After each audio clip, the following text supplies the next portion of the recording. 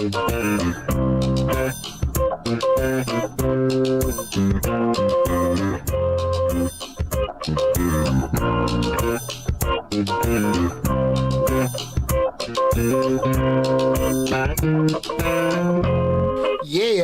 Happy Thursday, everybody. Happy Thursday. Welcome to the Dollar Hour. I am Deontay Burton, a.k.a. Mr. Short Dollar himself.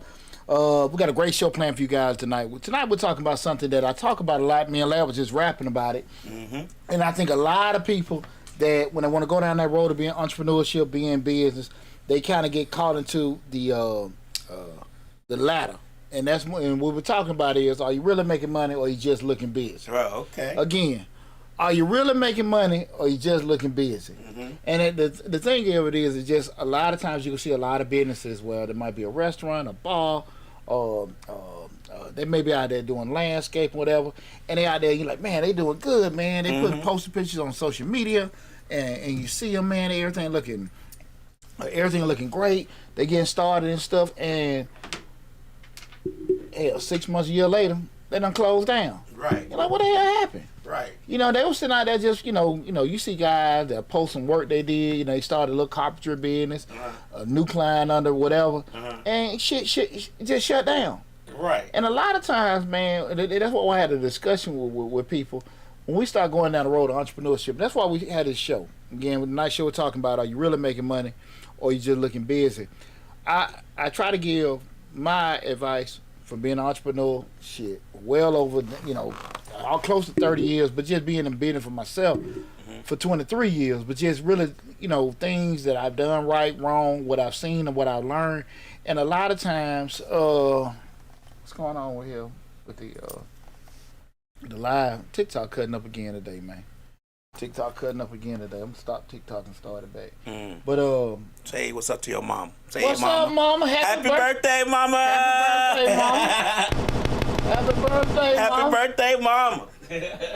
What's happening? Day my mama's birthday. Looking all beautiful and young. Yeah. Happy birthday, mama. That's right. That's right. You know, quick shout out. I'm just saying it was my mom. My mom, man. Today is her birthday. We're celebrating. Awesome day and everything. You know, we're actually gonna celebrate her birthday next week because this is a big announcement. My mother is getting awarded for one of the caregivers of the year. And so, you know, my mother been a caregiver for over 40 years. Been working in the industry, and she's getting awarded this Sunday. Okay. Is getting awarded one of annual caregiver awards. What? So, yeah, man. So we're gonna celebrate that and everything. That's this Sunday.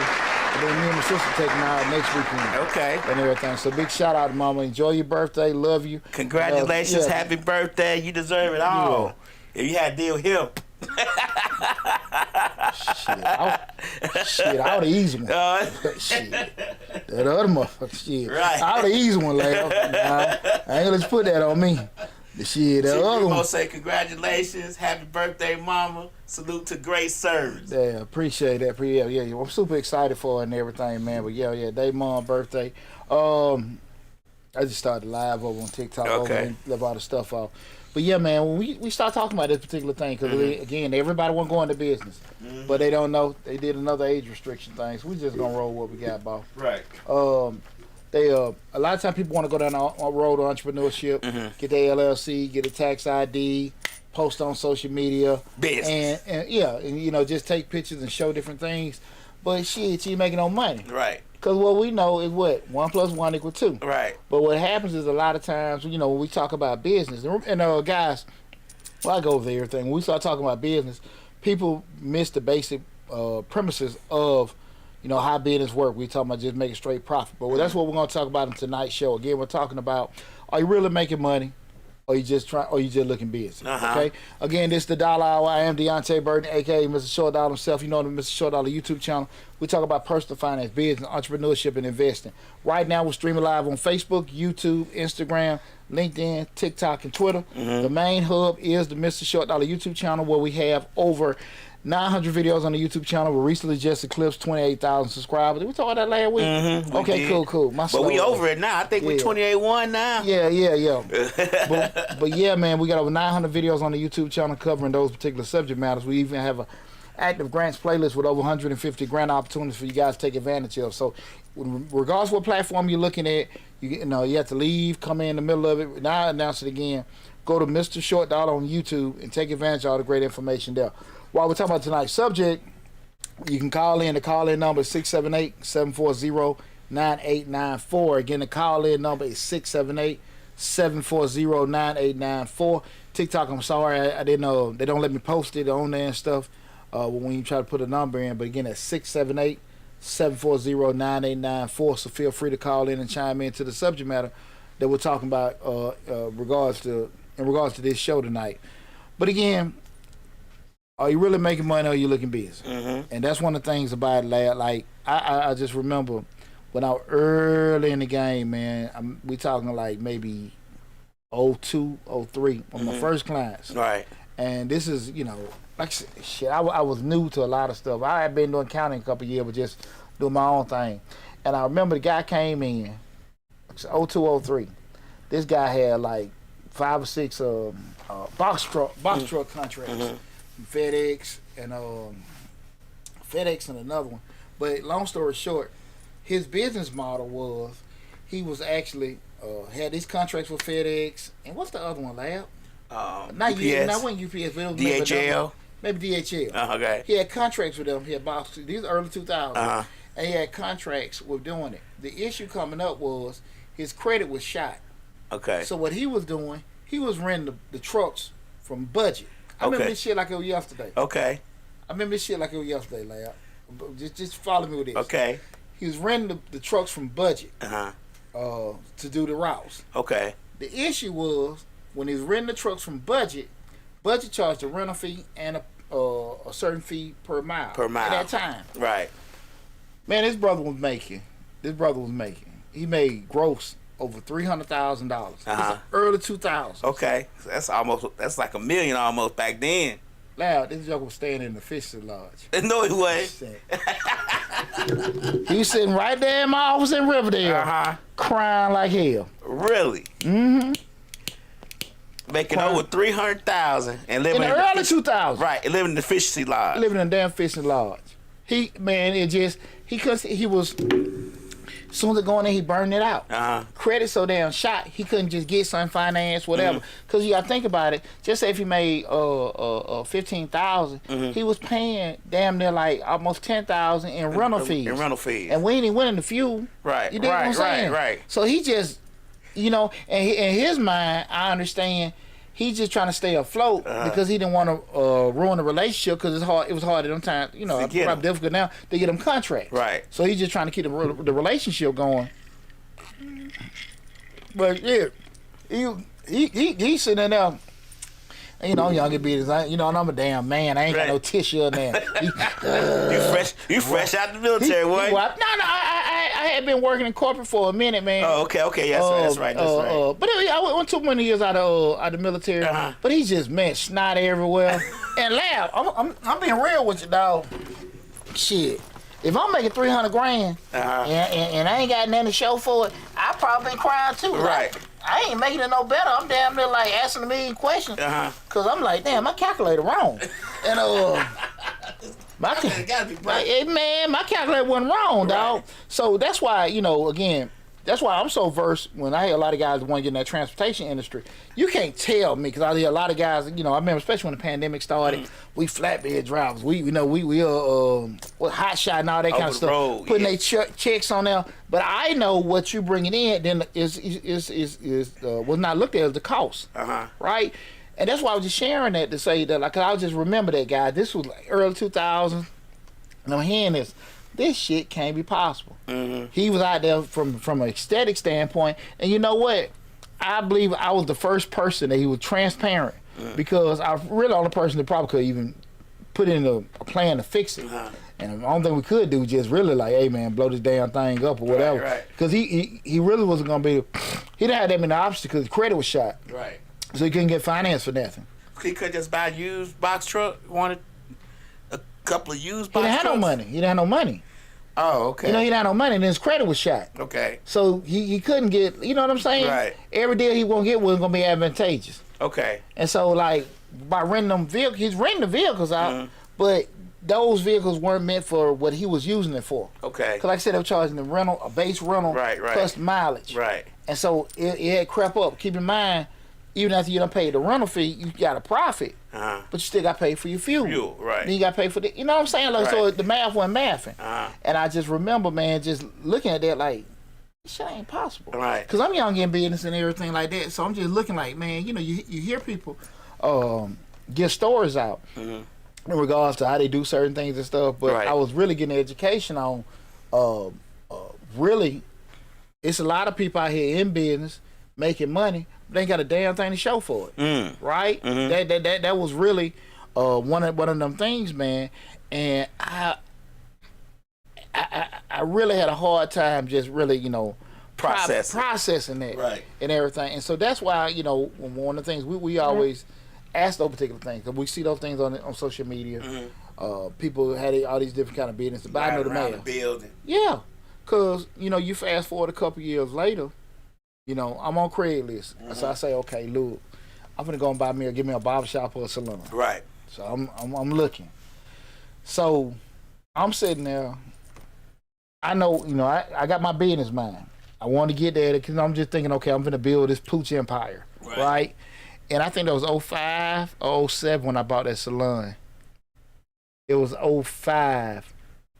Chris was born. Okay. So, you know, yeah, I think Chris born 05, 07. Shit, I got my kid mixed up. PO2. Yeah, I think Chris born 05. So I think it was like right when Chris was born. But when I remember I was looking on it, you know, I want to get a salon and everything. But keep in mind, my background finance, so I'm a normal person looking. And I found a spot, $2,000 on Craigslist. Shit, I'm finna run it. Right. You know, so I went over there right off Old National. I bought the salon, wouldn't have talked to the lady. But I remember just, you know, I found out real quick why her ass was closing down. Because her math wasn't mathing. Right. And we negotiated and stuff. And I done told the story about the salon and everything. But what I want to share with, hell, I could see where people weren't making money. When I was sitting there looking at just how many chairs I had in there, I'm looking at, okay, basic mathematics, right? These is how many people, and I'm finna, what I'm sharing with you, as simple as it sounds, I would say, I'm gonna be nice, 70% of barbers and stylists don't do this. Okay. They don't do this. All right. They're versed with the industry. Right. But just the break even analysis, computation, business side of it, they don't get into that. Okay. They want to look nice, clean, the aesthetics and everything there, pleasingly and all that kind of stuff, but math don't work. Okay. I remember going and looking at the spaces I had in the shop, and I looked at market rent. Okay. For College Park, right? Because you can't. That was the other thing. Like, you can't do it because one thing in them early 2000s, what do we have back then that was killing? That was everybody going to frenzy for. The interest only loan. So you had people getting these damn $300,000-$400,000 houses, making $20,000 a year. Right. You know what I'm saying? Right. Because they were just doing that. Then they would come. You know, that's what, you know, shot the market up. But it goes back to people just wasn't even looking at those kind of things, just being able to, what they could actually pay back. And I remember when I'm sitting there looking at how many stations I got in there. Right. So, okay, cool. That's what I can make. And then I base it. I'm looking at, okay, what's market for College Park? Because you can go on. You could have went on Craigslist or what's the other one you had? I list this back page. Okay. And I could find out from that point how much market rent for the area was for salons and stylists, right? Okay. Because we know you can't just think, well, Buckhead is Buckhead. Right. Atlanta, Cobb, everything different. Everybody different. Everybody price is different. Yeah, so you just can't throw that in there. You know, in your mind, you might got a premium, but shit, only premium there is the damn furniture. Right. But you ain't got no premium customers in there, right? You know? So I looked at how much money the market rent, I know how many spaces. So when I go talk to the landlord, he come with these crazy ass, and I'm like, nah, man, I can't do this shit. You know, like, and everything. I had to make sure, and I had to just thank God I'm savvy. I'm like, look, man, when we do this purchase, because the lady gave, you know, she did try to do a little flim flam deal on me. Right. So I'm doing new lease with you. I drop a couple grand on you, but I won't. Damn near, like, I think that first lease was $600 a month, all inclusive. Right. All inclusive, like everything in there. Because I knew, like, okay, cool, let me just do this. I'm gonna give you a couple grand just security. Right. I paid, what I did was the lady about to get evicted, I paid off her old debt.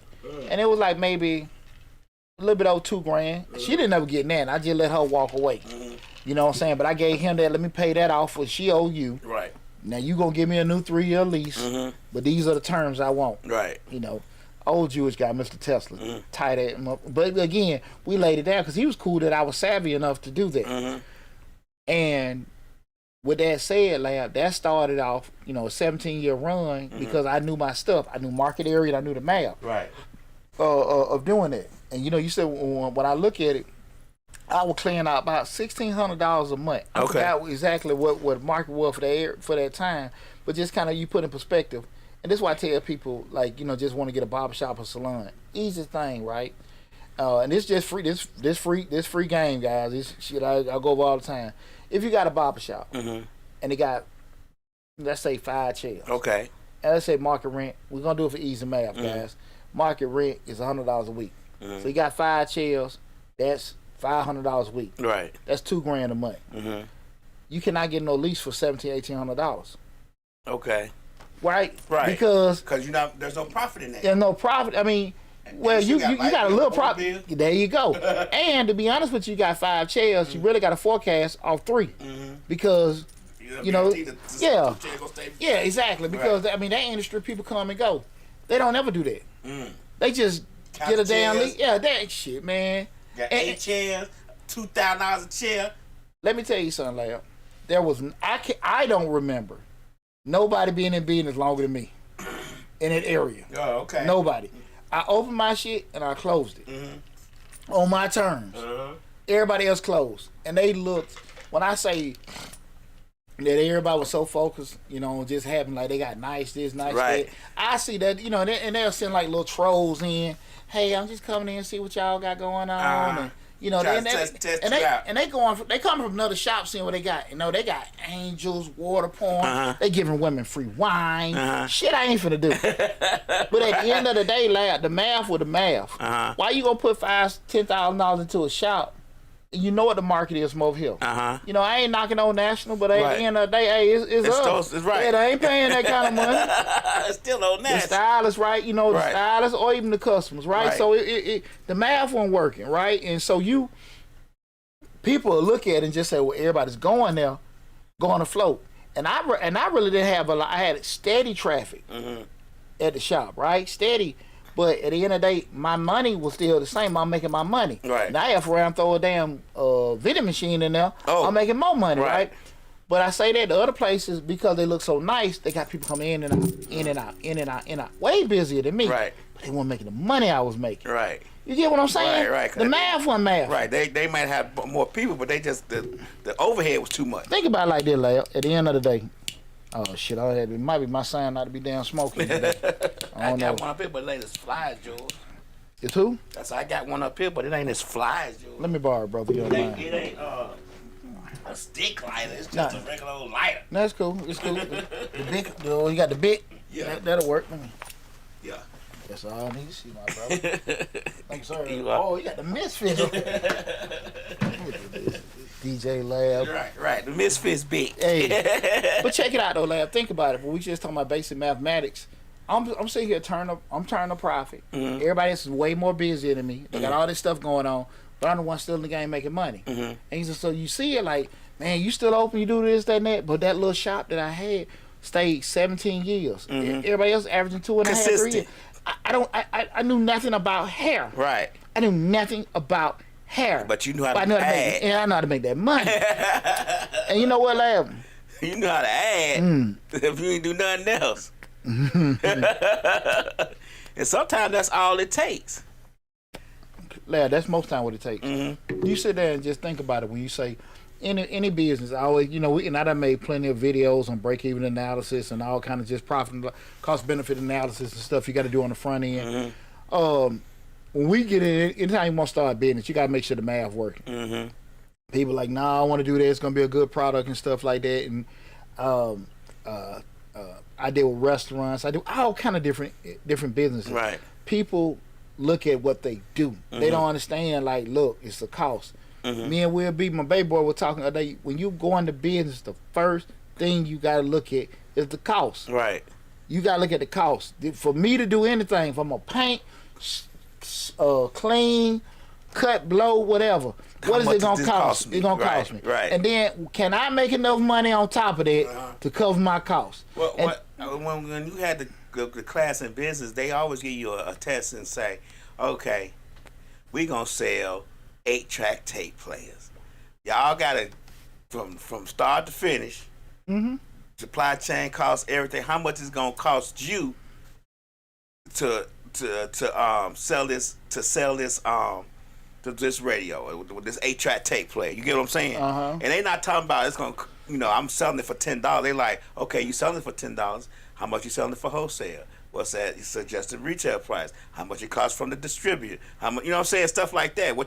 So people don't think about those types of small things. I fry chicken. What we always say. I make the best chicken in town. I can open a restaurant. Well, and unfortunately, I try to be straight up with people. If you don't have any kind of business or entrepreneurial experience or whatever, and whatever you want to go into, somebody that's operating with you need to go to some kind of, take some business classes.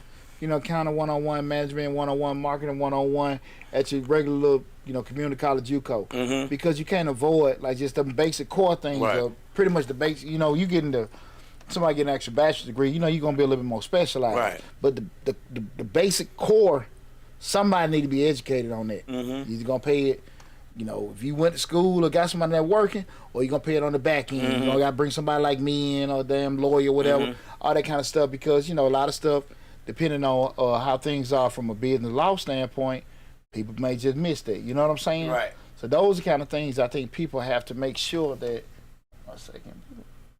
calling on what that number is or calling in, but those kind of things I think people miss out on a lot of times. You know what I'm saying? And you try to have them conversations with people, like, look, man, but I got it. You worked in it, or you have a familiarity with it. Means nothing. Right. Means nothing, man. And you look at the trends, what's going on now, the cigars, the bars, the restaurants. That shit hard, man. Right. That shit hard. They turn the restaurants into the club now because they trying to stay afloat. Yeah, that's it. Right. You get all the way from your core principle, what you want to be in. Right. And that's why I try to get people to understand, like, look, man, when you go on social media, man, everything looks just lovely. It's gonna look like you see the chicks, see them big old greased up thighs. They walking in. Right. Hey, come on, guys, it's all a vibe. Right. And everybody like, damn, man, we need to go there. God, what's going on? I see them greasy legs, and you ready to go down there, have a good time. You get your girl, and you looking good, she looking good. You walking up, what the hell going on? What the hell going on? Right. You wait 30 damn minutes for your eggs. It's like the shit I seen on that Instagram. That's not what I seen on Instagram. What the hell going on? People have wine. They had fedoras on. Yeah, that's what I'm saying. It is not the same. Right. So that's why I say something. You got to really make sure that you got some kind of knowledge of whatever you're doing, doing and looking to get into. Because one thing about it, I understand the premise a lot of times. People, when they say they want to go into business and they want to do their own thing and stuff like that, and it's cool. I've been doing entrepreneurship over 20 years, and a lot of stuff. I done probably had more. I've done okay. I ain't gonna say I failed most of the time, but I ain't never really just anything really been sustainable, right? Right. Stick your toe in with that. Savvy Publicity says, thanks for leaving the comment. Great point. Certain industries evolve so quickly too, make it difficult to make profits. And that's a great point, because I'm gonna be honest with you, Lab. One of the biggest things I always say, and it just was fate. I didn't have success early. A lot of times people open the doors and have success early and think stuff is easy what it is. Right. And I've been transparent by that chitlin circuit I went through. I was down to AOK. Right. Doing all this stuff. I mean, this back in the day, Lab. I mean, I'm walking through the Walmart park. I'm at my job, printing out all these affordable tax flyers, going through Walmart parking lots, sticking shit under people's wiper blades. Like, I did that. Right. I did that. You know what I'm saying? That street game. Yeah. You know what I'm saying? Right. We call guerrilla marketing back then. Guerrilla marketing, Yeah, I'm putting feet on the ground. Right. Doing all kind of stuff, man. Shaking hands, kiss. I call it shaking hands, kissing baby. That shit rough. All right, man. It's one thing that you done went through and made all these thousands of copies. I'm sneaking at my job, printing this shit, get it all together, and you give it to somebody, and they ball that shit up in your face. Or they take out the windshield and throw it on the ground, and you just spent $400-500 of money you didn't have. I ain't spending. I mean, I was sneaking the shit from my job. Right, but just the effort. Right. They ball the shit up in my face. That's all right, motherfucker. Shit, laugh, boy. Right, Ooh. right. But Watch it. If you push past 1,000, you get 50 of them. That's still customer base, right? Yeah, but you know, that was the thing, and it went back to, I always tell people sometimes, they let you know how bad you want something, if you're going to be able to go through that. But sometimes people can open the doors, and they like right now. Instant. Man, with social media, man, dog, you can get a good video made, pay a couple $100 for that, put a couple $100 behind Instagram and Facebook ads, and it is on. It is on. Right. Now the problem come up is now you sitting there, you got this influx of business going. You can't handle it. Right. You can't sustain. And you're not even thinking about like the mathematics. Man, I'm busy as hell. We doing this. Then they look at the end of the month. Where the money is? Right. They got too many people working on the clock. You know, now one vendor that you use and they don't want out of business. Now you paying more for a product, right? Local municipality done changed some of the their regulation laws. You got to close earlier. Close earlier. They may increase taxes. All kind of stuff that happen that can impact you that that you don't have control of, right? And it happens all the time. It happens all the time. I don't know why TikTok tripping, man, on me, man. I don't know what's going on with them today. They just done shut everything down. Since they lost you and since they lost all the music, What they had the Universal Music Group pulled all the music off TikTok recently. When was that recently? Yeah, like a couple days ago. Like I want to say Saturday or something. Interesting. They pull all their music off there. All the artist pages and everything. Really? Yeah. Well, I don't know what's going on now. We ain't trying to sell now. You know what I'm saying? Everything here free. It could be the cigar. Might be the cigar. Yeah, they see the cigar. Yeah. It's amazing. Well, we ain't gonna get into that. But yeah, it could be that. We ain't finna put the cigar out right now. Yeah, they think you're probably promoting it. You get what I'm saying? Promote smoking or something. That's what they think. Which you're not. That's why you need people monitoring these instead of algorithms. Now, I can dig with it, but check this out, Lab. When we start talking again, tonight's show we're talking about, are you really making money or are you just looking busy? Again, are you really making money or are you just busy? Feel free to call in. The call-in number 678-740-9894. Again, that's 678-740-9894. And looking busy and making money represent two aspects, right? One is, just really just being just a productivity thing. We just out here moving. Right. And the other one is kind of like some of the real tangible perspective of success. You making money, you making money. Right. We can see. I got $1. Right. Me looking busy, I'm just moving. Right. And depending on where you're at, you may, people say, they more concerned with making money, because that's the thing from a common sense. But some folks are like saying, hey, well, I own this. They like might be in certain circles, might be in certain things. But that's why I want to have this conversation, because, I heard it so much over the years. Well, I got to get out the plantation. I got to start my own thing. I think with the Wood Lab, I had that subject matter I had on there about. But I think, again, guys, we're talking about, are you making money? Are you making money just looking busy? I think LaChana agreed with me. She said that, yeah, TikTok pulled all the music off. Half her videos is muted. That's interesting. But the thing over there is when people come all the time, man, I gotta get off the plantation. I gotta do my own thing. I want to be my own boss. And I tell folks all the time, like, this shit ain't easy. Right. This shit ain't easy. It benefits on the plantation. PTO, United Health, sick leave, right? All kind of stuff. Vacation. Call in when you see yeah, all kind of stuff. That's you know what I'm saying? You still get paid for. Hey, you kind of BSing on the clock. Right. You know what I'm saying? That's the plantation. Right. Shit. It's a security with that plantation. It's what they call it. That's a safety net with that plantation. Hey, don't get it twisted, boy. You get out that plantation. Hey, it's real in the field. Right. And you have to be a certain way to be able to handle it from a discipline standpoint, a drive standpoint. And if you're not built for that, man, you're going to have challenges. So when we start talking about you know, you're busy making money. We looking at the whole two different perspectives. You know what I'm saying? You just focused on this cash you want to be making, and most of the time people a lot of time get into it. They see the perception side, just being busy, because. And I used to have a conversation with my mom all the time. They doing good. They doing good. Like, mama, you don't know. Me being an accountant, right? I know the other side of it. Right. Mama, they just, you don't know if they breaking even. Right. Or they better staying afloat, man. You know, 'cause people come to me all the time, man. I had to pull out my retirement account. I had to do this, keep this open and all that stuff. And it's because a lot of front end math just wasn't done. And that's why a lot of times people have to take the emotion side out of it. Man, before you start making these moves, slow down for a second. Well, let me ask you a question. Do you think a lot of times the front end math is not like you say they have instant success? They're trying to say she busy, she looking busy, being a social media influencer, but she not making much money. Do you think that people at the front end don't do the math because they become busy? They become busy in the beginning, and they say, "Well, I'm gonna get to it, but I gotta concentrate on all this customer, all these orders I got in. Let me get these orders and stuff done."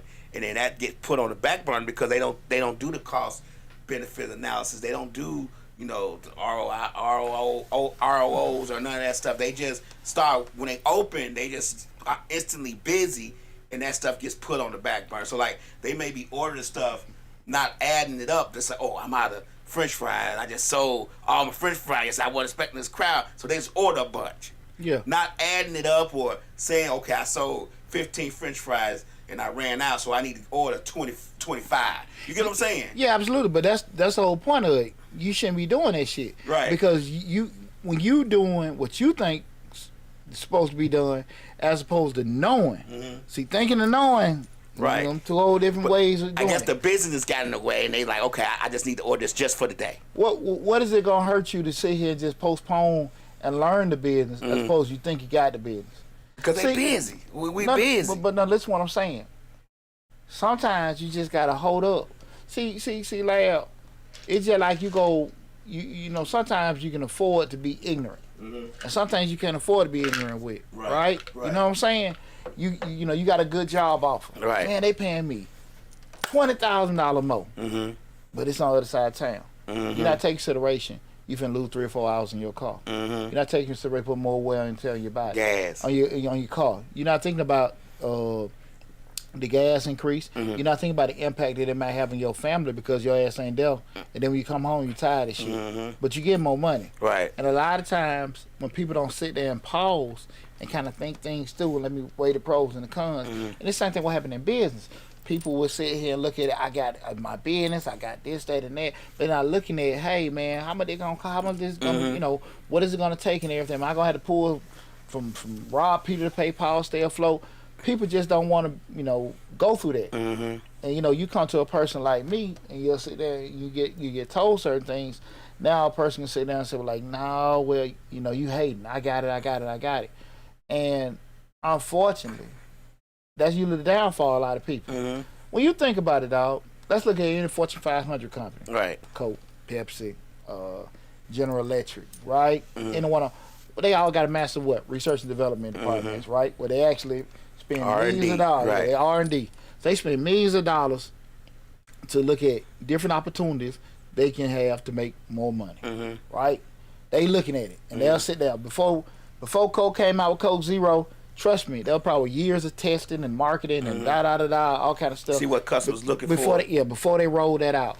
You know what I'm saying? Before they put out new light bulb, before IBM put out new computer system, they got to go through that R&D just to see is it a market for it. Can, you know, this is how much it's gonna cost to make it. Can people afford it? They got to go through all that, right? They spend millions of dollars to do that every year. And you mean tell me your damn ass can't damn spend a couple damn months or a little damn time to sit here and try to do no kind of analysis? It's the reason they got success. Right. Sometimes we don't have to overdo or recreate the blueprint. It's there, right? But we have emotions, impatience, ignorance. You know what I'm saying? Impulsive, right? Very impulsive. Yeah. So we don't sit here and do that. But now you put yourself in a position. See, they got billions of dollars. They can recover from a mistake. Right. Your ass can't. Right. That's your damn retirement fund. Now you're one of your pension. You done damn miss your mortgage payment or something like that. You done damn miss your car note, right? And it ain't worth it. Like I say all the time, this is one captain that's not gonna go down with the ship, right? Nah, hey, damn, that shit ain't working. Right. Ain't working. And I understand everybody ain't like me, but what I will say, and you know, to my credit,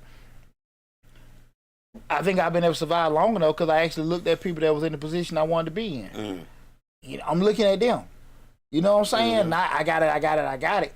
I don't want to lose a damn penny. I understand if I spend money here, I'm spending money and time here to make more money. Right. I'm not trying to look busy. Right. So what I'm putting the money in investing.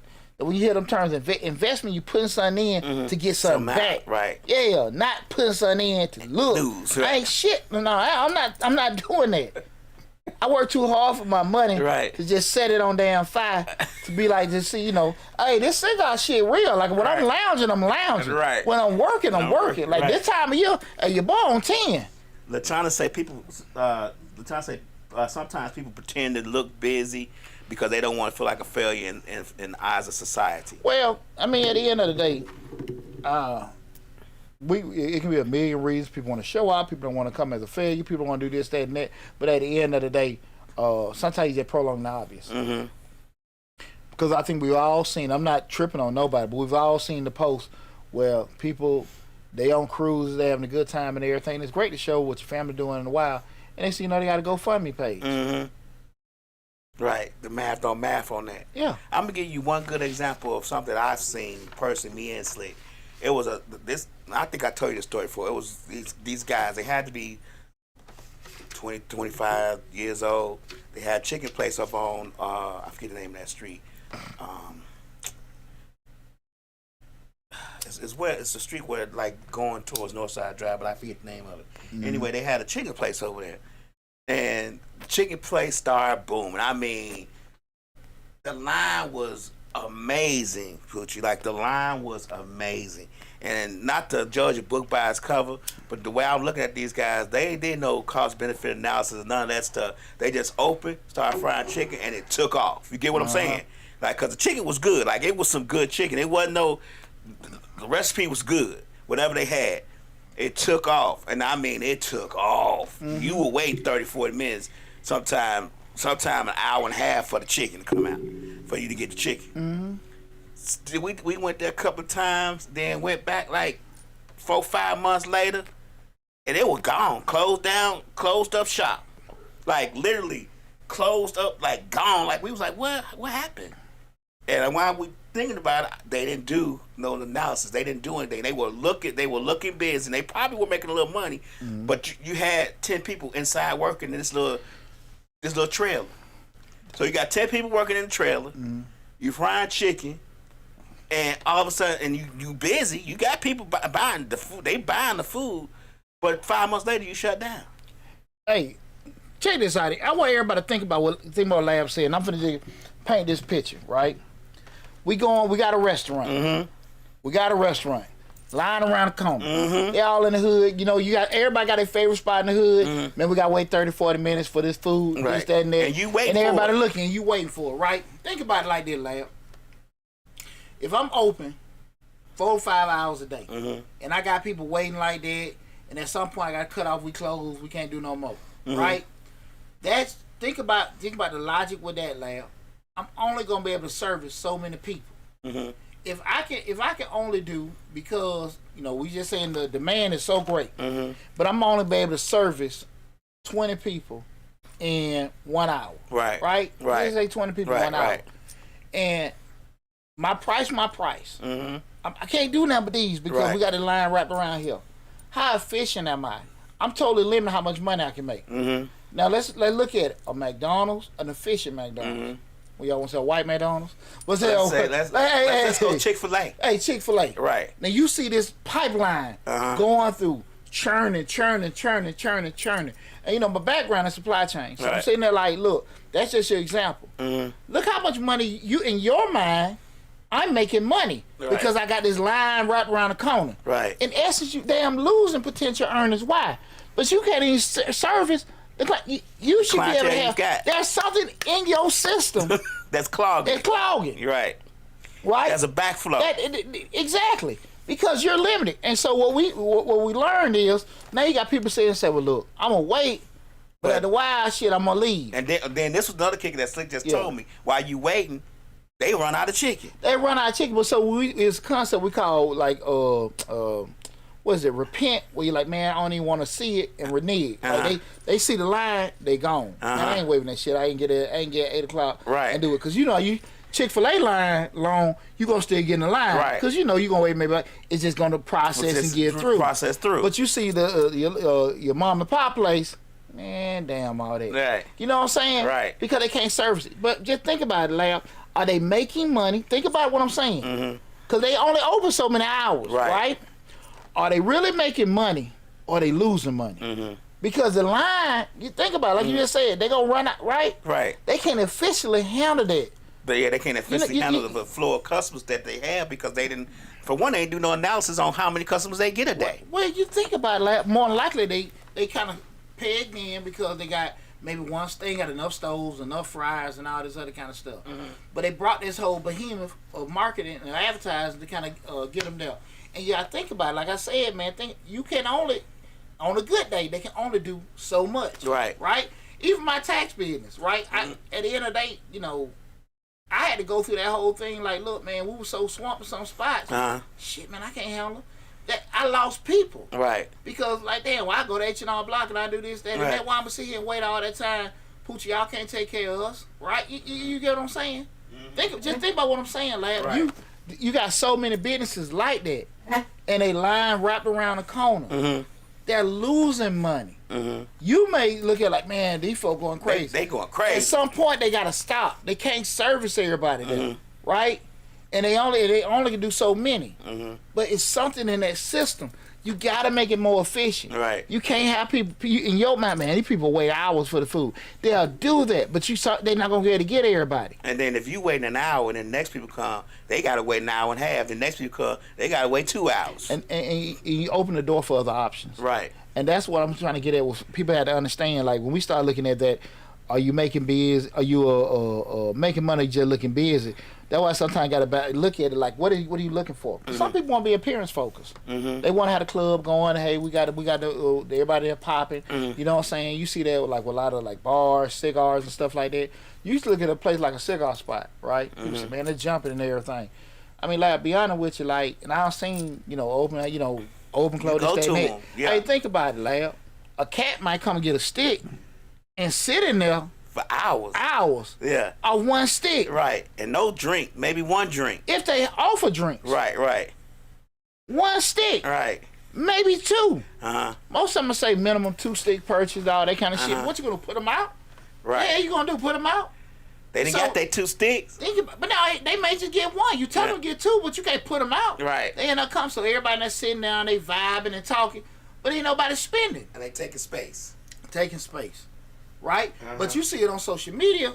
Hey, look, man, it's a vibe. It look good. Right. Everything's straight. But like, you ain't making no money.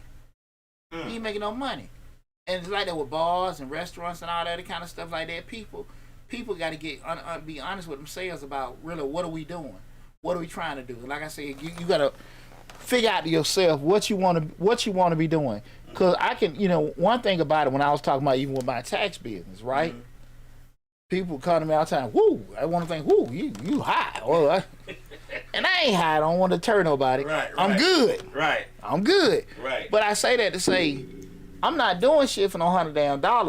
It's gonna take me 4 or 5 of them to do what I do on one. Right. I think I can find me 1, then it find 4 or 5. Right.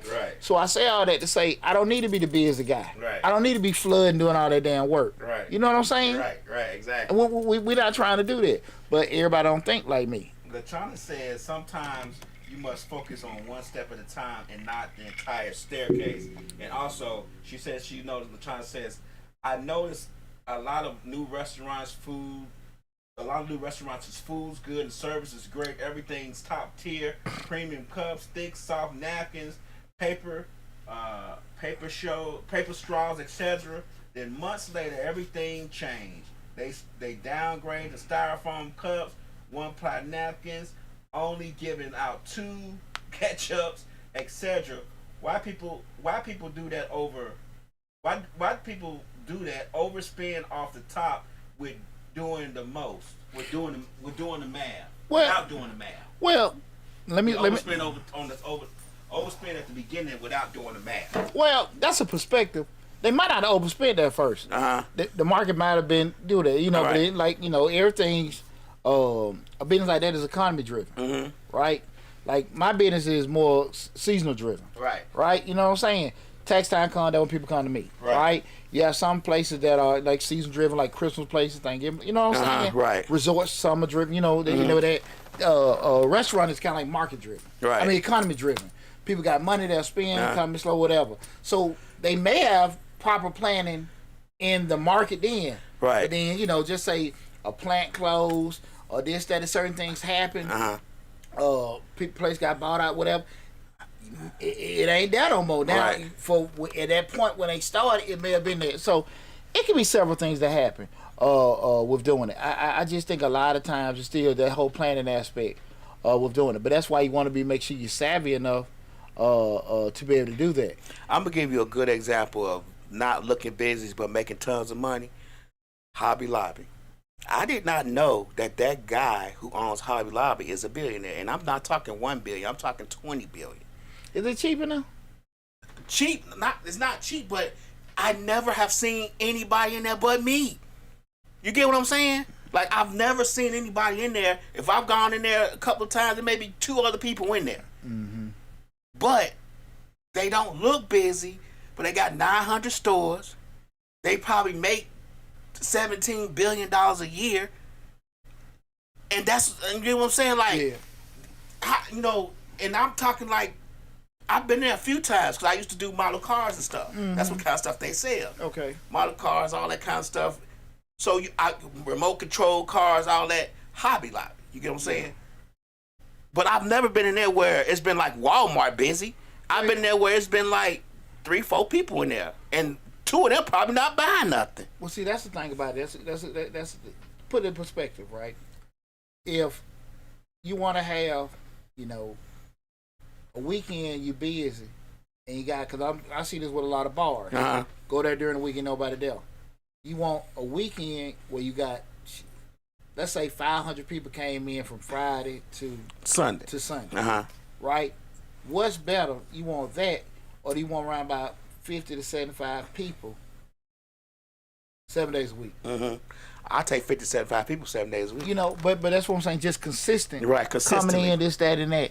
And I just don't think people, again, we're going back to the math. You know, like, I ain't got to just poke their eyes out at a particular time. Right. As long as we got to say that it's coming in. We coming in. We got this flow going and everything. Because, like, to your point, like, it may not necessarily be sale time and they busy, but at the end of it, just got a constant stream coming in with doing They it. probably do a lot more of their business doing Christmas and stuff like that, but it was just like, you go in there and you like, they gotta be, you know, you think to yourself, they finna close soon.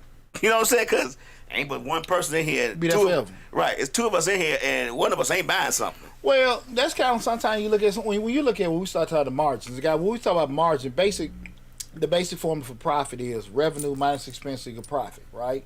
So when we look at that difference, that profit, we call that like our margin. So that just be the difference.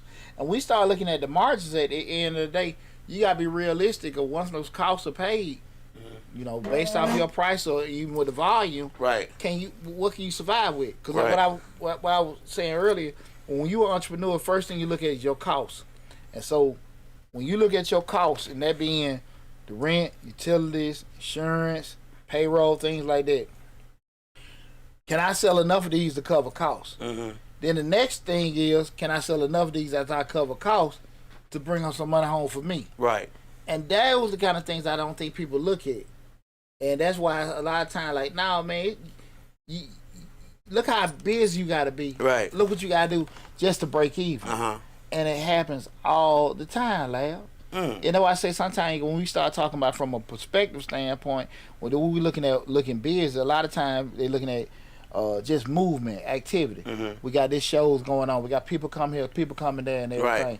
Right. I'm dibbling dabbing back in the concert promoting a couple years back, and I'm sitting there looking like, hey man, if the artist gonna charge me this, and I'm sitting negotiating with these folks, what I'm gonna get? Okay, I'm gonna pay the artist, right? Couple grand, whatever I gotta pay the artist, come here. what the club gonna give me? Do I gotta pay for security and all this other kind of stuff on top of that? Okay, am I gonna get the money at the door? Am I gonna get some of the liquor, some of the food? How we gonna do that? Right. The math gotta be mathing. I'm not the type of dude be sitting there, I want to take a picture with Rap Master CC, and all this other kind of stuff. But that's what I'm getting at, like, that ain't me. That ain't right. I'm trying to add this thing up. When I did that, what was that? What was that? 19 or 20? When we did the concert down at that Auburn State homecoming. Man, I lost them. What I lost about? It was about $800. 21. 21. I don't know. It wasn't 20. It wasn't 20. It was like after the pandemic. It was after the pandemic. I don't want too much. I think I still was married. That's what I'm thinking. I still was married. That's why I say I'm looking at it. But with that said, that was the last show I damn did. Like, I still be wanting to do stuff, but it go back to the math. Like, look, man, I'm like, you done pay for this, pay for this, pay for that, pay for that, right? And then you sitting there saying to yourself, okay, cool, we're gonna get the money at the door. Now, the thing about it, my stupid ass, I'm looking at, okay, cool, because I didn't pay that much for the artist. Right. You know what I'm saying? Right. And everything. And I think we called Miss Miami. What the hell with the big, she had a 50-inch butt. Right. And Yeah. Then the butt lady, she's on botch. Right. Because they done infected her butt. Right. Real quick, LaTon said, is it true that a new business will not make a huge profit their first year of business? I heard if you break even the first year, you're doing good. It's all relative. And Love Lisa says, have a plan. Yeah, I mean, everything's all relative. Right. At the end of the day, once you done wrote it down, you can say you broke. It depends what you're doing. Right. You know what I'm saying? It's all relative. Because that's why I just say, think about it.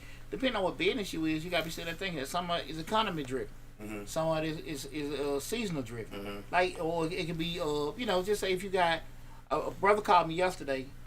He had a bicycle shop in Tennessee, right outside of Nashville, like in that mountain area. He had a electronic bike store. Okay. They were just telling me like it was tough right now. Right. But tourist season comes up. He's like, he had a good spot. People want to come ride the bikes through the mountains and everything like that.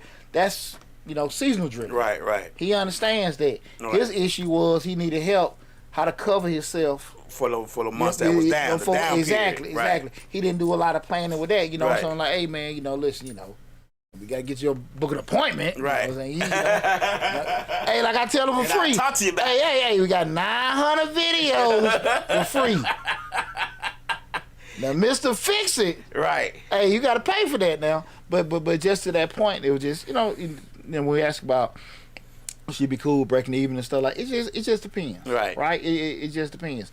We know at the end of the day, what's always gonna make you the most money when you're fixing problems for people, right? Solving the problem, yeah. And that could be they hungry. That could be they need, you need repair for something. As long as you are fixing something, and that may be through over a period of time. Right. As a while, like, hey, people don't want that. You know what I'm saying? Cause what's one of the biggest drawbacks for downfall for more businesses? Competition. Right. You've been out all this time getting fat. You know what I'm saying? I seen that with a lot of cigar spots. A lot of times, some people they were getting fat for a couple years. Now you got 8 or 9 around. Everybody just really counseling each other out there, right? You got some that just stayed true to whatever and they kept their core. But that happens. And then with bars and restaurants and stuff like that, competition do it till you quit. Right. Regulations, different things, a new place move in kind of may deter people. All that stuff coming to fold, right? So I would never necessarily say it's good. I don't like giving holistic advice. Right. Okay. You know what I'm saying? I don't like doing that. Right. Saying you got to do that. But I think is if you do enough research and planning, you know what I'm saying, you can kind of get a good idea of what would be effective in everything, Cause I've seen so many people get in the business, they're like, man, we can do this, we can make this kind of money. You can in revenue, but it still go back to where you're supposed to start at, the cost. After you done paid all this stuff you done made, and you do the math, but people don't want to do that. Right. Because they feel the cost, looking at the cost first is a negative way to look at right. things. But it's not. That's why I said, Lab, you just do a basic thing. Just any Fortune 500 company, they put millions of dollars, right, billions probably, in research and development. Right. Trying to find how much it's gonna cost to bring this to market. Yeah, and they looking at for different opportunities and different things like that. They testing for years, right?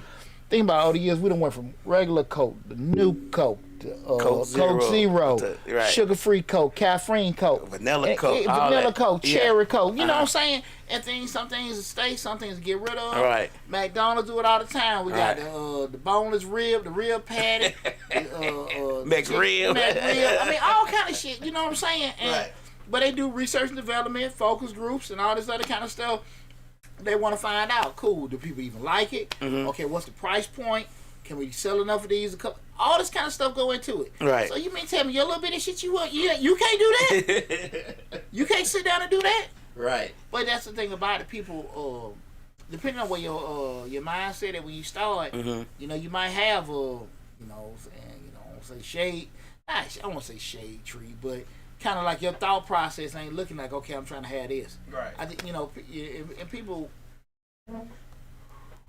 really underestimate the difficulty of certain things. Oh, okay. When you go to work every day, pretty much it's plug and play, Right. right? Right. You have Nothing really changes. Yeah. And It's self-sufficient. people minimize when you seen the strikes, not the strike, the strikes and the protests with about 10 years ago, people talking about the living wage and Walmart CEO make this, that, and that. I mean, he makes that kind of money because he makes them tough ass decisions. Mm-hmm. Well, other people should be the company made that. Yeah, you can't understand that because you're not in that.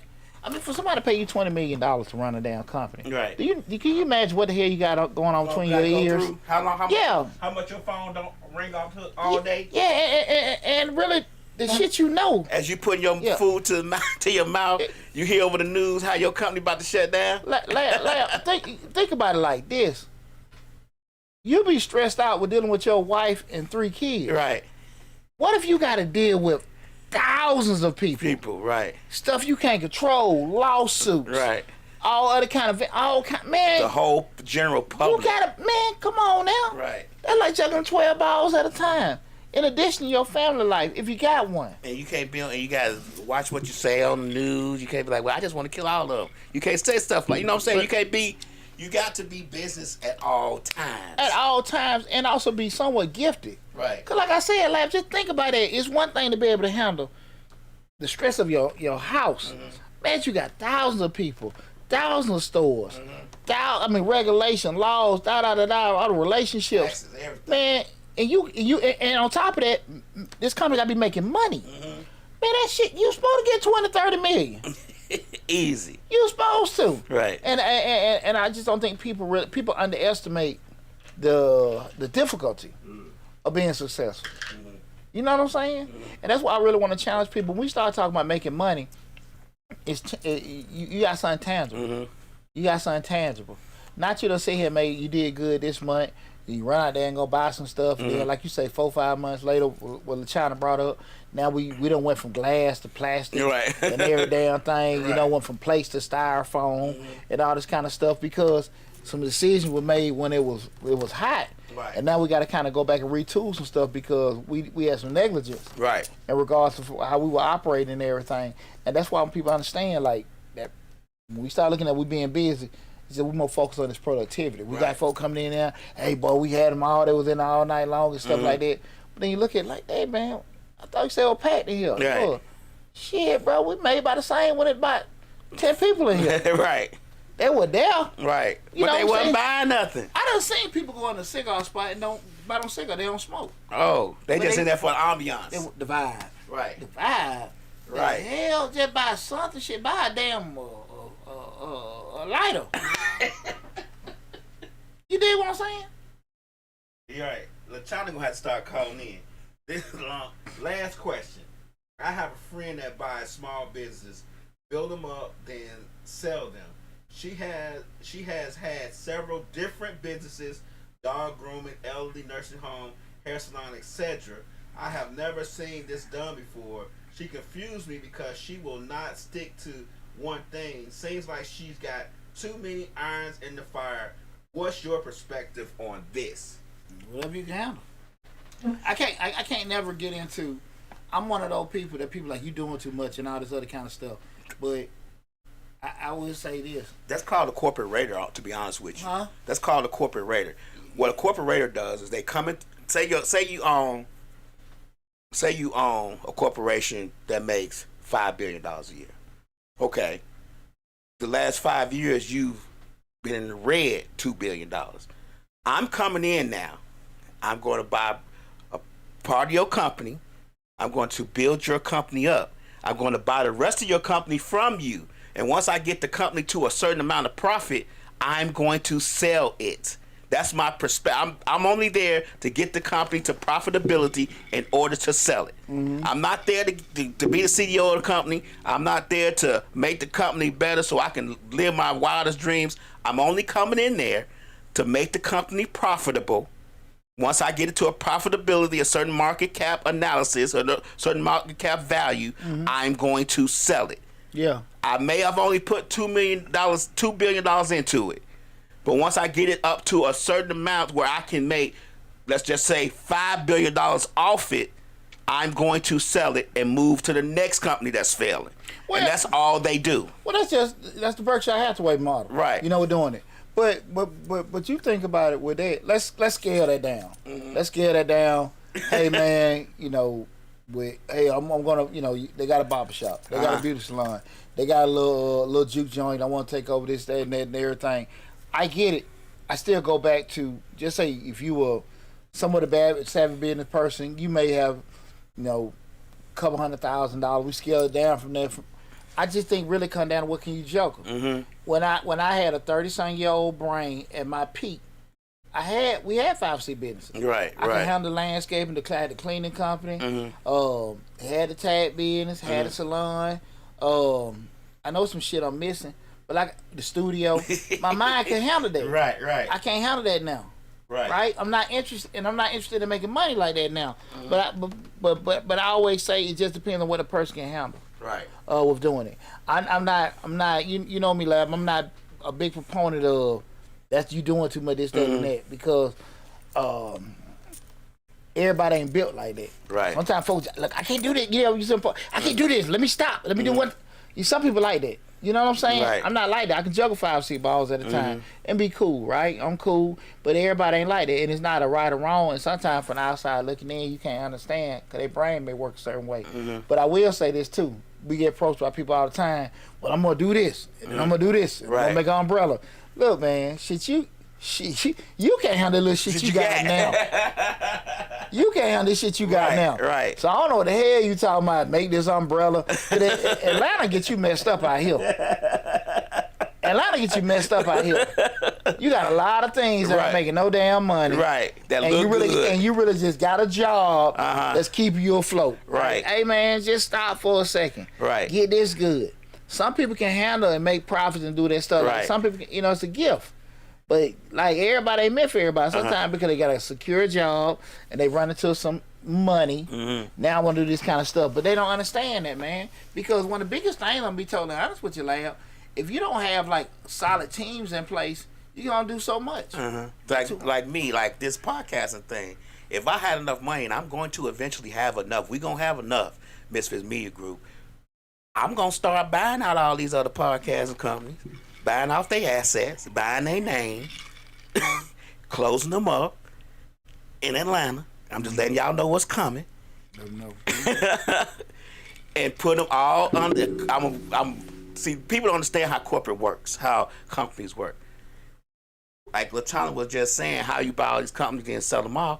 Some people do it on purpose. Some people make their stuff so low that you can't compete with what they're doing because you have so much overhead that they're taking all your business at a lower cost because nobody wants to come to you because you're 10 times more expensive.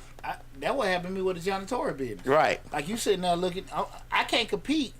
You know, we sitting there, I remember, man, this probably... Ho. I'm sorry. Steve Silk Hurley just came into our live. Chicago legend, house music legend. Oh, yeah. One of the main members of WVMX Hot Mix 5. I gotta stop for the man. You know, I'm from Chicago. I was born on WVMX. I was raised on that Hot Mix 5, Fast Eddie, Far Jack Master Funks. What's up, Steve Silk Hurley? All right, keep it going. What's that, Steve Silk Hurley? What's going on? I like that name. That's some fly shit there. Right. Steve Silk Hurley. Right. I like that. Definitely ain't Pooch Burden. I like that. welcome to the show, brother. But you know those kind of things, man. You know when people sit there and look at you, Right. They can't juggle the ball because it's the deal, lad. To your point, I was about to say when I had the janitorial company, like them Verizon stores, man. I think they're like early, maybe about 2010 or whatever. And I remember because I always looked at what a janitorial contract was. First thing hit me was, Pooch, what you got to pay somebody to clean this? That's always that. So at the end of the day, if I got somebody in here coming here 5 days a week, to do this, maybe basic sweep, vacuum, every day, once a week, glass, I'm looking at it. What would I have to pay lab to work in now? What's that fair number? Would it be 600-800, this, that, and that? And then can I put my little 15-20% over whatever my number was on top of that and do it? So I'm saying, look, I can do this for $1,200 a month, this, that, and that, and everything. It'd be fair because at the end of the day, if a person looking at it, they ain't got nobody on payroll, right? It was that, right? But man, you start having these damn Janet King, Janet Jew, right, and all this stuff on there. Man, they coming in with the contract, lab, you cannot do it for this price. You can't do the price, right? And they come in and outbid you $500-600 a month. Your dumb ass done bought a damn Janet King franchise they give you these damn low ass contracts. You out here murdering yourself, right? Because you can't. I couldn't compete with that. To your point, man, no. Because like I said, I was getting them, but I'm outsourcing, right? But like I said, always the same thing in my Pooch, what you can pay somebody. Okay, cool, fair. Because my thing, I always say I'll have my picture. Anybody work for me, especially janitorial, they'd be a little older. Maybe they went to prison or older and they want some supplement and shit. Cause a lot of guys with me were ex-felons, not saying it was bad, but they were just like, look, I just need to make my money. I don't want to be arguing I'm settled and everything. That's why a lot of guys that were doing that. Also, might be somebody older. I got some income, might be some grandparents or whatever. I couldn't have nobody young. Right, okay. Nobody young could work for me. Right, because they wasn't. Nah, they just not. It was the same thing with my salon. I wanted steady. Right. I wanted you didn't want no BS. They wasn't. I'm not gonna play with you. They wasn't. Hey. They call that reliable. Yeah, I'm not gonna play with your money, and I don't want you playing with mine. Right. So I knew who I had to work for me. So again, older, whatever, this, that, and that. What can I pay them? Fair wages. And I knew cool, and that's why cool. I ain't never had no issues. Nobody not coming in because look, I'm gonna go to work. I just need to take care of this. I don't want no BS, whatever. But man, I'm telling you, lab, a fair contract might be $1,200. Man, they be like, nah, Janet King, and they you like what they get, $600-800. You can't do that shit. Right. And that was even happening on the government side. I used to go holler at some of them procurement officers like, how the hell you let them get this contract, and then they'll get a contract, Fulton, DeKalb. And then 2 or 3 months later, they got to get rid of them. Man, you know damn well they couldn't do that at that cost. But at that point, it's about the cost. I'm gonna give you a good. But you couldn't do it. But you get my point. Right. You could not do it at that. I'm gonna give you a good example. When I managed shopping centers, and we used to always have, for some reason during the winter months, we always have pipes bust. So especially when the new ones, when we were building them. And Stanley Steamer. They would come out. They would put 27 blowers in there, dry and soak up, vacuum up all the water, blah, blah, blah. Blowers be in there for 4 and 5 days, drying up the carpet, drying up this, and get the bill to be like $300. Mom and Pop come over. We used to try to always be local when we was in certain areas. Try to get Mom and Pop to come over there, do the thing, and they like, well, we can do this. It's going to be $4,000. I'm like, but I just got a bill. Stanley Steamer gave me a price of $400. Yeah. And Mom and Pop be like, I can't do it for that price. But the reason why Stanley Steamer do that because it's scale. Right. It's coming to scale because they got so many of them going and everything. We're doing it, and you got to be realistic to that point, which you compete with. Right. I remember that vividly. I remember that vividly, and I'm assuming y'all didn't have no horror stories. Excuse me, with Stanley Steamer, but a lot of times when you get cheaper like that, it ain't gonna work. It ain't gonna be necessarily be better. Now you might not necessarily feel as bad because you pay me $4,000, I'm Mom and Pop. I probably have a better service, but you also got a bigger gamble that you taking. Like, man, if I get a joker $4,000, they don't do right, I'm tripping, right? But then you might say, okay, I can take an L on the 3, then I might got to pay somebody else, but I'm still below market. Right. So I can understand the premise sometimes, right? But I just remember that, like I said, that was, you know, with the janitorial, man. You know, even with the landscaping, because, you know, my company, I still keep it open. I had a contract with 3 Sun Commercial. With janitorial, the landscaping and all that stuff. You know, said Patreon came out there cutting. Look, man, because like I said, I had a crew come hit a McDonald's or whatever. Like, okay, look, we can service this for $1,000 a month, whatever. Because I knew, okay, cool. I pay them guys $700-800, whatever, this, that, and that. I clear out my 3. I got 10 of them. I'm getting $3,000 a month just for breathing. That's how I was getting down. You know what I'm saying? You know? But hey, Hector and Pedro coming out. We'll do it for $10 or whatever. Not the accent. Don't do the accent. But I'm gonna tell you on that landscaping, you know how they're able to do that. Like I said, I managed shopping centers for a very long time.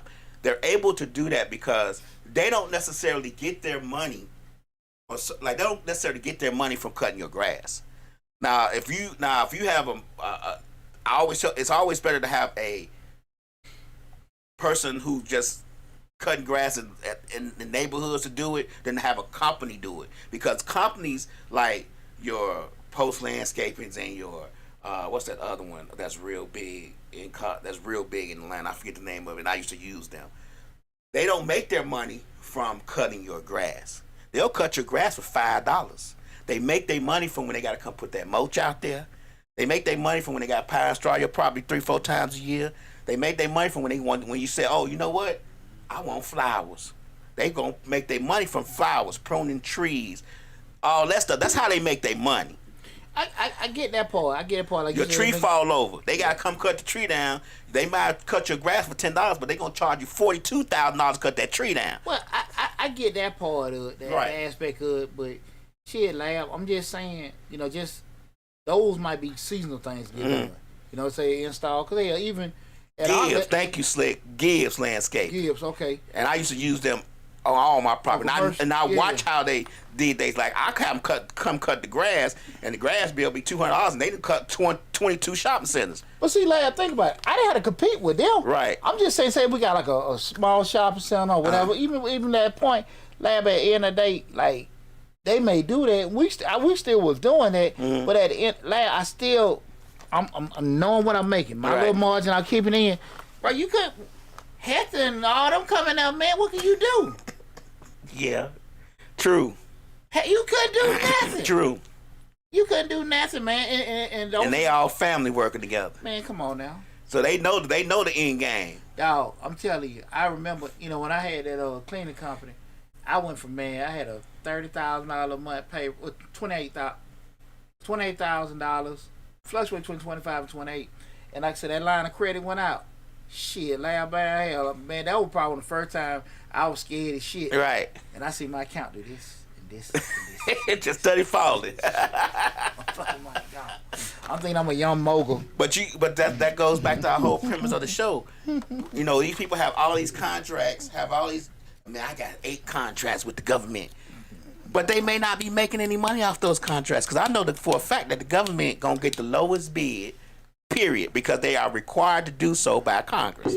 Well, that was the thing about it, lad. But see what it is, they supposed to make sure that them people can handle that. Right. And that's why I used to be like cussing them damn procurement officers out. Like, look, man, you know damn well they can't do it. That ain't even minimum wage.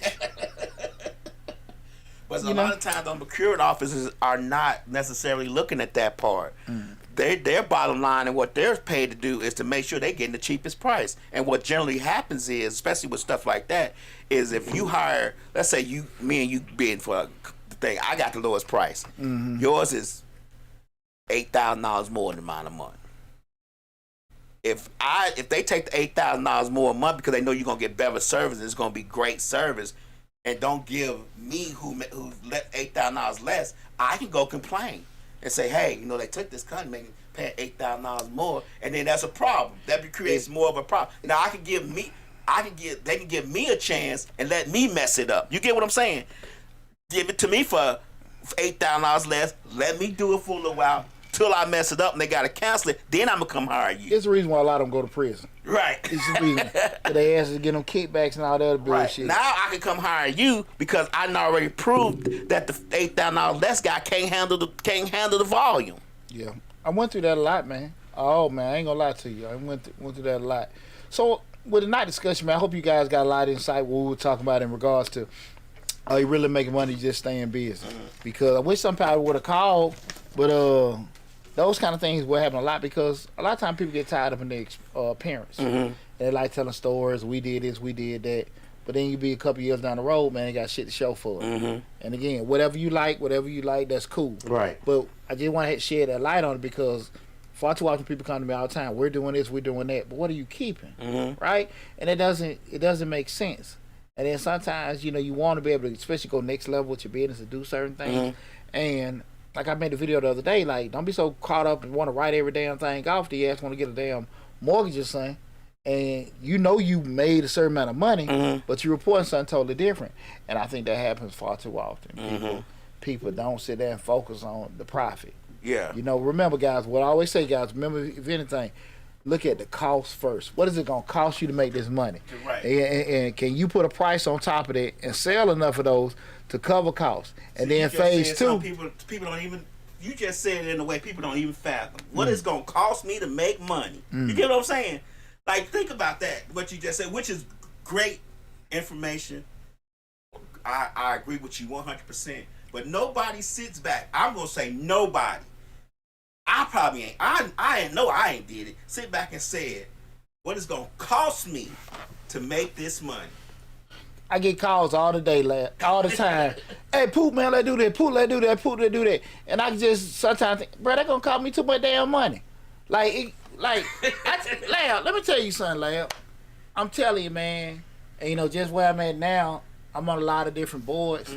I say it all the time, and the easiest thing fundraising, man, get you a damn raffle. Right. If I can get a $300 TV, spend $70-$80 on damn tickets getting printed, right, or whatever, or hell, do Eventbrite, or however you want to damn do it, right, and then make $2,000 or $3,000 on TV, I can do a raffle 4 or 5 times a year, and make $2,000 every time, 4 times.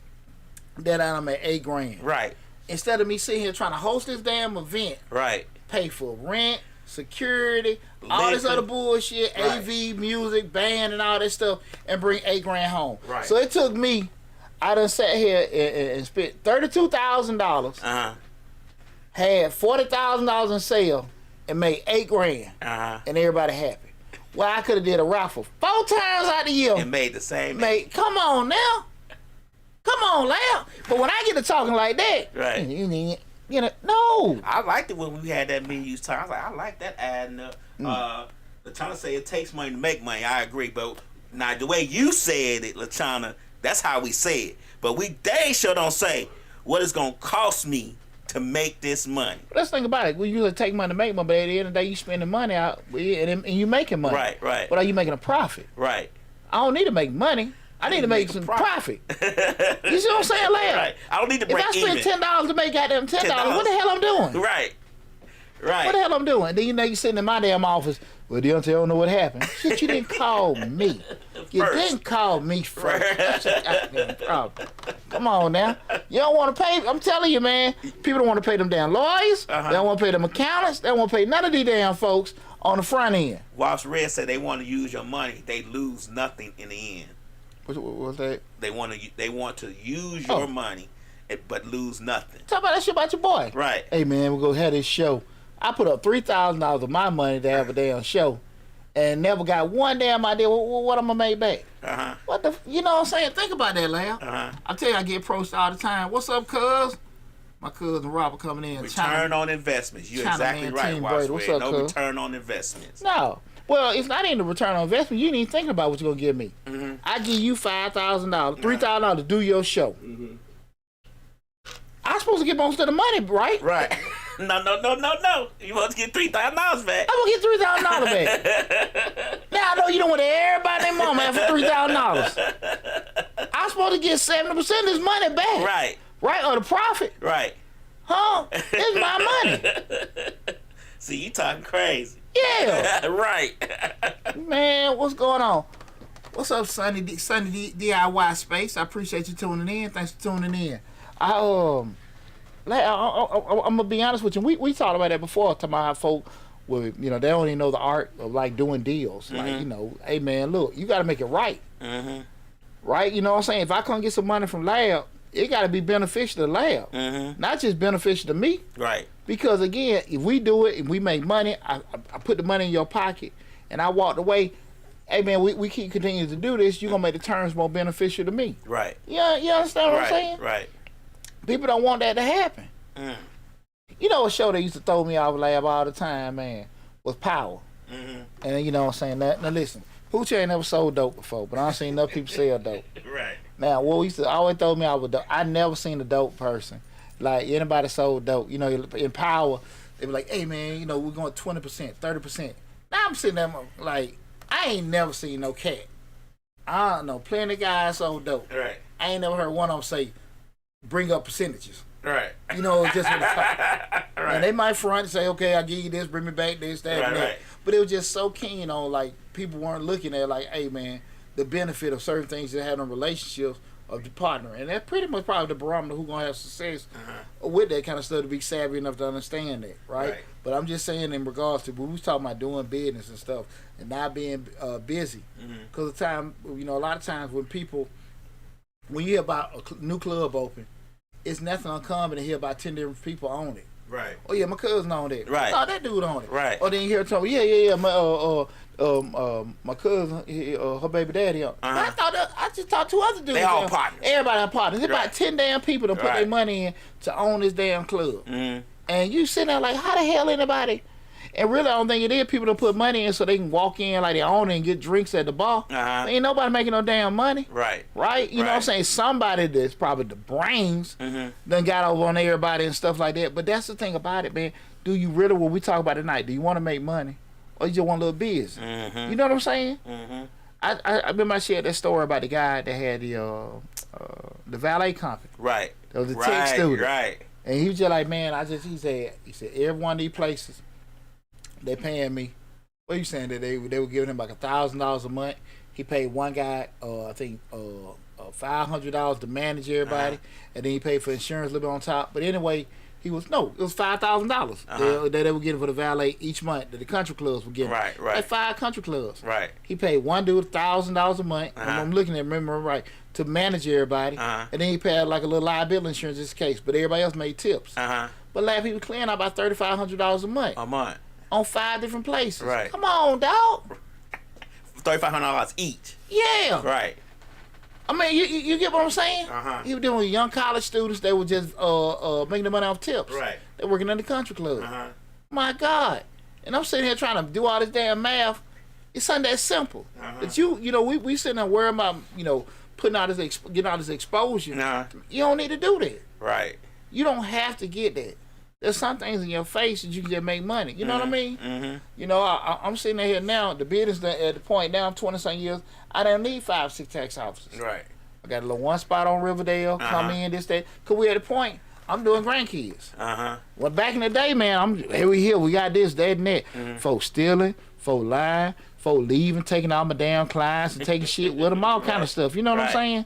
They pumping weed in there, they damn all kind of, man, it was all kind of stuff. Right. Hell, they was going on in the salon. They end up making videos, doing sitcoms, sick shit.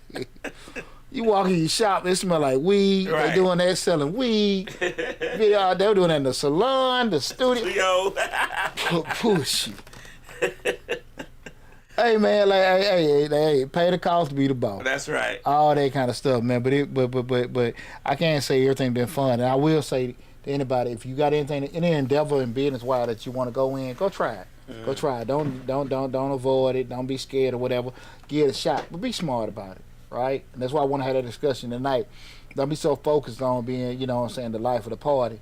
Just, you know, be able to sit there and have a party with yourself after everything done. Cause it's a real funky feeling. Right. You done had all these folk leave and everything. You still looking like shit. My pockets ain't changed. Real talk. Right. Everybody partied up good. You trying to figure out how you gonna keep lights on. That's because you ain't made damn dime. It's a lot of cats like that now, Dad. Right. There's a lot of cats like that now. They got these clubs And they trying to get fun. There's a lot of people like that now, and that's why we had this conversation for free, so everybody can avoid that. But listen, man, I had a blast tonight, man. You know, I know last couple weeks, man, I was just texting that started. Boy came in here tired as hell, but I'm good. You know, I'm good now. I ain't T.I. Red tonight and everything. But, man, been a good show, man. As always, me and my brother Lab get to it and have a good time. But, guys, remember, if you came in the middle of the show or had to leave, came back, whatever, go to Mr. Short Dollar on YouTube. You can see the whole video in its full entirety. Check everything out. Let me know what you think. You got any questions and stuff may run across your mind later on. Didn't really feel comfortable putting in the chat or calling in. Put it in the comments. Put it in the comments. I got all my contact information as well. You can reach out to me from there. Remember, also go to the YouTube channel. Check out the grants playlist. We got the February 2024 grants. We got that Black History grant that just sponsored by City Trends just came out. A lot of great information. Go to the YouTube channel. Check out all the great information there, especially even with we got issues with fill out certain tax forms for Schedule A, B, C, D, E, anything. I got all that information there. We did the one with how to fill out a 1099. I got videos how to fill out a W-2, W-4. You know, you don't know your tax was holding, got a new job, how to fill it out. All that information is there for free. For free. For free. That's the key word. Yeah, I tell you, it ain't all good looks. I'm a little smart too now. So listen, guys, go to the YouTube channel, check out the information. Listen, and again, we hit at 28,000. Oh, we hit 27,000 followers on TikTok. 27,000. We just did that. We're 26. So listen, man, I just noticed that today. So from the bottom of my heart, y'all, man, I want to tell y'all I appreciate everything that everybody does and everybody tuning in, because you don't have to tune in and stuff like that. So I appreciate all the love and support. We got a lot of great information coming out to you guys this year. So just stay tuned, subscribe, and share the word about the channel. Y'all take care. Love y'all again. Happy birthday to Mama. Appreciate you, and congratulations on your award and everything. Like, we're gonna have the thing is Sunday and everything. So I'm real proud of Mama, man. She'll put a lot of work in over the years and stuff. Impacted a lot of people, because one of the ladies that my mom worked for, I talked to her Monday. She told me thank you, because my mother been caregiving for her for about 15 years. And she said, like, that was really overdue for her to get recognized. We're doing that, man. So I appreciate that, Mom. I appreciate you doing what you did and everything. So from the bottom of my heart, I love you. Appreciate you and everything. And I appreciate everybody tuning in, Mr. Short Dollar, as well. Thanks for all the love and support. We're going to keep growing this year. Y'all take care, be safe, and I'll talk with you soon.